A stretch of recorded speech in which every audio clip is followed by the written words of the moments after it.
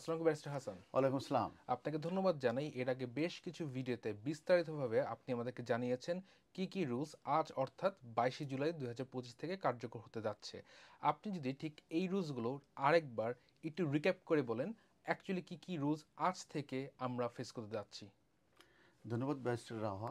আমি একটু পিছনের দিকে যাই। আমরা জানি যে মে মাসের 12 তারিখে প্রথমে ইমিগ্রেশন হোয়াইট পেপার পাবলিশড হয় এবং সেখানে ইমিগ্রেশন রুলসের প্রস্তাবের ব্যাপারে প্রস্তাবনা আনা হয়।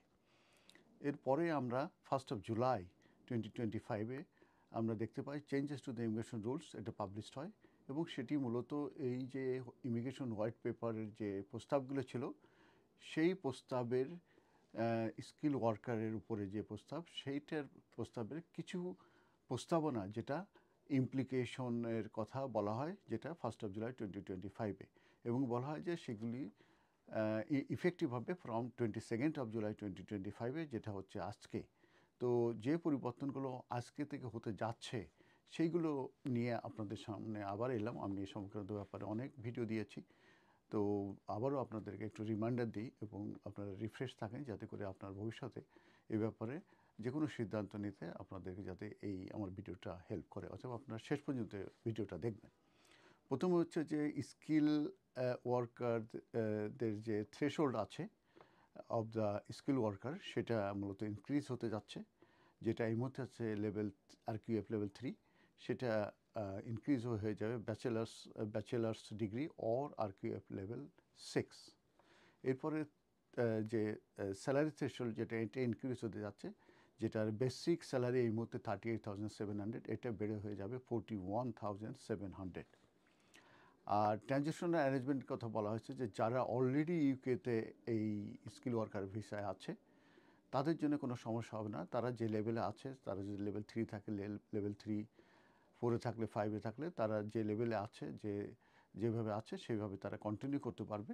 তাদের জন্য একটা ট্রানজিশনাল অ্যারেঞ্জমেন্ট দেওয়া হয়েছে, সেটা হচ্ছে আনটিল 22 জুলাই 2028 পর্যন্ত তারা তাদের যে ভিসা রিনিউ দেয়ার ভিসা, তারা ভিসা রিনিউ করতে পারবে, চেঞ্জ অফ এমপ্লয়মেন্টে যেতে পারবে এবং সাপ্লিমেন্টারি এমপ্লয়মেন্টে তারা করতে পারবে যারা অলরেডি এদেশে আছে skill worker visa since 2020।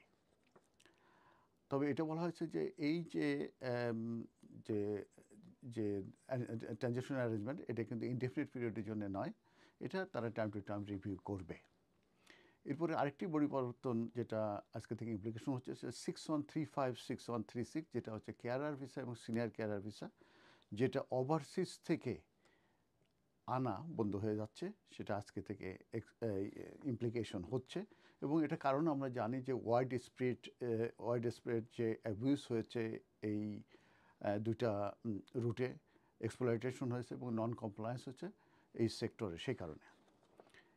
R in countries যেটা 3165, 31636, এটা কিন্তু কন্টিনিউ করবে। অনেকে কনফিউশন হচ্ছে যে এটা কি টোটালি ব্যান হচ্ছে কিনা। না, এটা ব্যান হচ্ছে ফ্রম ওভারসিজ থেকে, কিন্তু ইন কান্ট্রি থেকে কিন্তু অন্য কোনো ক্যাটাগরিতে যারা আছে, অন্য কোনো রুটে যারা আছে, যেরকম একজন স্টুডেন্ট যদি তার কোর্স কমপ্লিট করে, কেউ যদি পিএইচডব্লিউতে থাকে, গ্র্যাজুয়েট রুটে থাকে, তাহলে কিন্তু তারা এই 6135 এবং 6136-এ কিন্তু তারা সুইচ করতে পারবে। তবে সেখানে একটা কন্ডিশন দেওয়া আছে, সেই কন্ডিশনটা হচ্ছে তাদেরকে ওই এমপ্লয়ারের আন্ডারে 3 মান্থস তাদেরকে এমপ্লয়মেন্টে থাকতে হবে এবং সেক্ষেত্রে তাদের pay slip, bank statement, letter from employer, যে জেনুইনলি সে ওখানে কাজ করছে, সেই সংক্রান্ত যে এভিডেন্সগুলো আছে সেগুলো কিন্তু রেডি থাকতে হবে। শুধু মুখে বললে হবে না, কারণ ওরা এভিডেন্সগুলো চাইবে।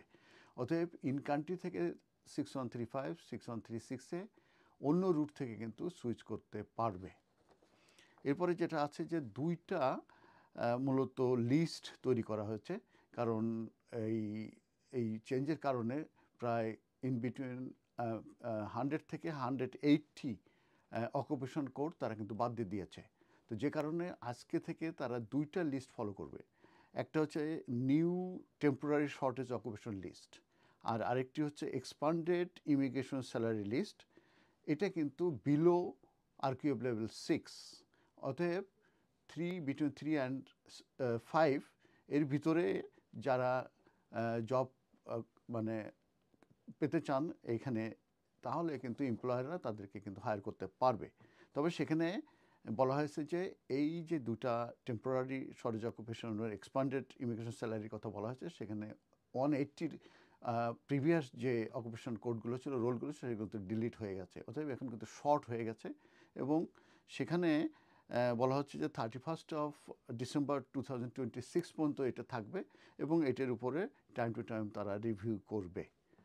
এরপরে যেটা আছে যে বিফোর 22 জুলাই যদি কারো ফেভারে কস ইস্যু হয়ে থাকে এবং তারা যদি অ্যাপ্লিকেশনটা পরেও করে, সেক্ষেত্রে কিন্তু তাদের যে 21 জুলাইয়ে যে ইমিগ্রেশন রুলস আছে সেটাই মূলত তাদের উপর ইফেক্টিভ হবে।